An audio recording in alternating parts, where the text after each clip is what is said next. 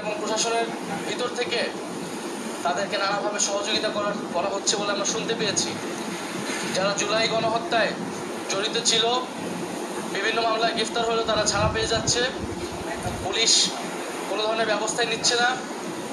যারা বৈষম্যবিরোধী ছাত্র আন্দোলনে অংশগ্রহণ করেছিল এবং জাতীয় নাগরিক পার্টির সাথে যারা যুক্ত রয়েছে তাদেরকে নানা ধরনের হুমকি ধামকি দেওয়া হচ্ছে। ফলে সরকারের কাছে আমাদের এই আহ্বান থাকবে। জনাব নাহিদ ইসলাম, এমন পরিস্থিতি কেন তৈরি হলো আপনি কি মনে করেন? অবশ্যই বিষয়টি খোলাসা করবেন। আপনারা যে বিপ্লব করলেন, জুলাই আন্দোলন, জুলাই বিপ্লব, সেই বিপ্লবটা চুরি হলো কিভাবে? কারা এর মিঠা বা মধু ভোগ করছে? অবশ্যই এর প্রশ্নের সম্মুখীন আপনাকে হতে হবে এবং যথোপযুক্ত উত্তর আপনার দিতে হবে।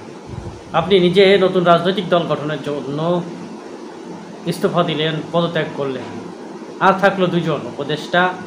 দুজনের মধ্যে একজনই ছিলেন, আমরা জানি, নাসিফ মাহমুদ সজীব ভুইয়া, যার আপনারা জানেন যে মন্ত্রণালয় পুড়িয়ে দেওয়া হলো, আপনার মন্ত্রণালয়ও পুড়িয়ে দেওয়া হয়েছিল, কিন্তু কারা পুড়িয়ে দিল তার উত্তর কিন্তু এখনও বের করতে পারেন নাই বা সেই উত্তর দেন নাই। অনেক নথিপত্র ছিল পুরানো সরকারের, কিন্তু সেই নথিপত্রগুলো আপনারা দিতে পারেন। এটা আপনাদের ব্যর্থতাই বলা চলে। আপনারা গা ভাসিয়েছেন, নতুন রাজনৈতিক দল গঠন করে প্রথমবারেই ছক্কা হাঁটাতে চান, কিন্তু এটি অসম্ভব। 17টি বছর না খেয়ে রয়েছে বিএনপি, তাদের ক্ষুধা না মিটিয়ে তারা আপনাদেরকে ভাগ দেবে, এই চিন্তা কীভাবে করেন? অপরদিকে জামাত ইসলাম যে ব্রেকডাউন ঘটাচ্ছে, যে তুরুপের তাসের মতো তারা যেভাবে কাজ করছে, যেভাবে পরিকল্পনা নিয়ে এগিয়ে যাচ্ছে, তাদেরকে টেক্কা দিয়েও আপনারা এগিয়ে যাবেন কীভাবে? অথচ আজকে আপনারা জামাতের বিরুদ্ধেও কথা বলছেন, কার ইশারায়, কোন সাহসে? সবগুলোর আপনারা জবাব পেয়ে যাবেন আজকের ভিডিওতে। চলুন শুরু করা যায়।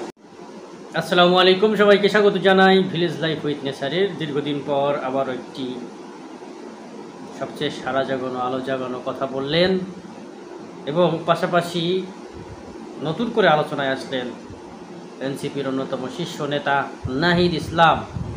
নাহিদ ইসলাম পিয়ার পদ্ধতি চায় না, নিম্নকক্ষে পিয়ার পদ্ধতি চায় না। তারা কার ইশারায়, কার ইঙ্গিতে চলছে আবার নতুন করে? কয়েকদিন আগেই আমরা জানতে পারলাম যে জামাত ইসলামের সঙ্গে জোটবদ্ধ হতে যাচ্ছে এনসিপি, কিন্তু তাদের আজকের কৃতকর্ম সেটি প্রকাশ পায় যে না, তারা জামাত ইসলামের সঙ্গে নেই। কিভাবে নেই? কারণ আমরা দেখতে পাচ্ছি যে আজকে সারাদিনের আন্দোলনে যেখানে জামাত ইসলাম পিয়ার পদ্ধতির নির্বাচন চেয়েছেন এবং তারা জুলাই যে সনদ চেয়েছে এবং বিচারিক প্রক্রিয়া, পাশাপাশি অনেক কিছু সংশোধন চেয়েছেন, নতুন কিছু তৈরি করতে চেয়েছেন, সংবিধানের সংশোধনী চেয়েছেন, সংস্কার চেয়েছেন এক কথায়। তো এত কিছুর পরেও যখন নতুন একটি নির্বাচন অনুষ্ঠিত হবে, তখন যে কোনো দলের সম্ভাবনা থাকবে পার্লামেন্টে থাকার, এবং একক আধিপত্য কেউ করতে পারবে না, নতুন ফ্যাসিবাদ গড়ে উঠবে না, এমনটি বলছেন জামাত ইসলাম সহ বেশ কয়েকটি দল। এবং তারা পিয়ার পদ্ধতি চাইছে। পিয়ার পদ্ধতি চাইলে আওয়ামী লীগের ফিরে আসার সম্ভাবনা আছে কিনা সে সম্পর্কে জানবো। তার আগে আমরা চলুন আজকে দুইটি ভিডিও দেখে নেই, একটু একটু করে অংশ। প্রথমে দেখব মিয়া গোলাম পরওয়ার, জামাত ইসলামের অন্যতম শীর্ষ নেতা, তিনি কি বলছেন।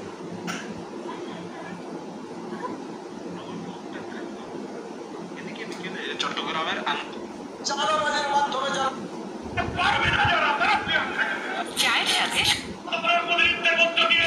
গণভোট দেবার আহ্বান জানান তিনি।